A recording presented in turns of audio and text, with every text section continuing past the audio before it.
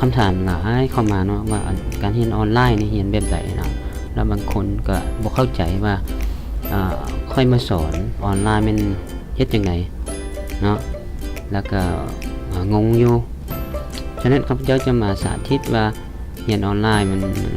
ของข้าพเจ้าที่ตั้งไว้นะมันเป็นอะไรคือเวลาเฮ็ดขั้นตอนตามที่ว่าได้โพสต์ลงไปแล้วหรือว่าตอบอยู่ในแฟนเพจเนาะว่าเฮ็ดขั้นตอนใดๆนะซึ่งถ้าไผได้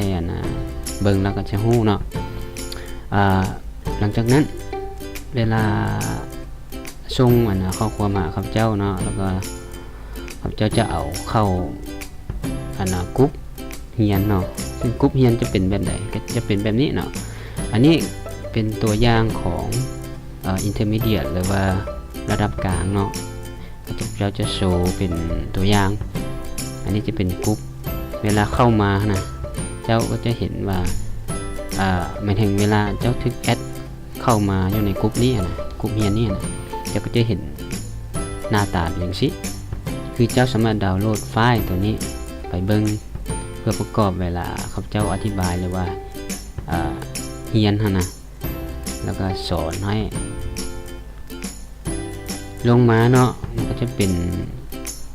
บทความที่ว่าข้าพเจ้าเขียนไว้แล้วก็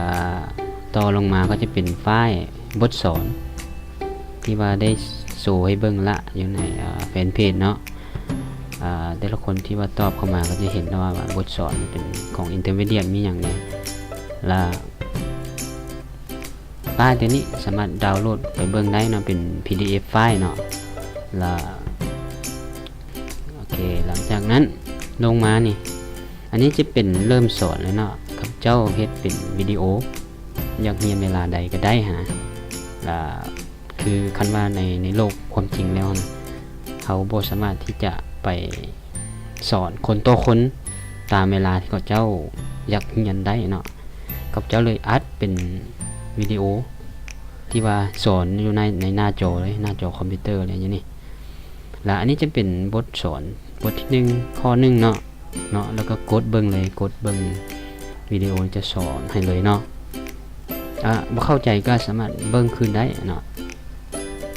ต่อมาอันนี้ก็จะเป็นข้อ2ลงไปเนาะแล้วเป็นข้อลงไปเด้อ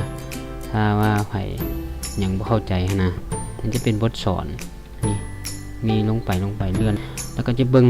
วิธีสอนว่าใช้ตัวอย่างใช้ sum if เฮ็ดได้เนาะบางคนอาจจะบ่เข้าใจ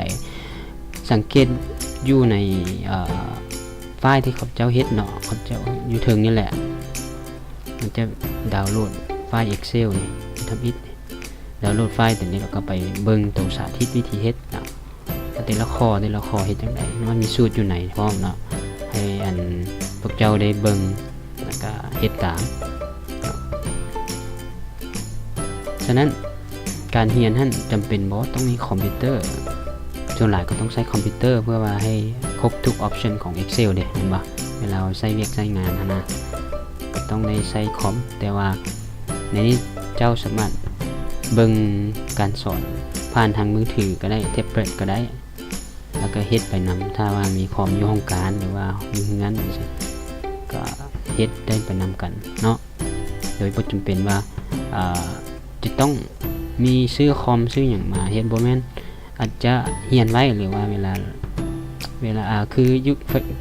คือถ้าลงทะเบียนอยู่ในบทสอนนี่แล้วมันจะอยู่ตลอดไปเนาะมันจะอยู่ในกลุ่มตลอดไปมื้อใดเจ้าอยากกลับมาเบิ่งอีกก็ได้หรือว่าตอนเจ้าไปเฮ็ดเวียกแล้วบ่จื้อซะตัวอย่างว่าบ่จื้อสูตรข้าว if ซะก็กลับมาเบิ่งได้โอ้เฮ็ดแบบใดฉะนั้นบทสอนนี้จะลงไปจนสุดพุ่นแหละเนาะอันนี้เป็นการสาธิตว่าเรียนออนไลน์แบบใดหวังว่าทุกคนคงจะเข้าใจแล้วก็อาจจะเคลียร์กว่าเก่าเพราะว่าเรียนออนไลน์เรียนแบบใดนะ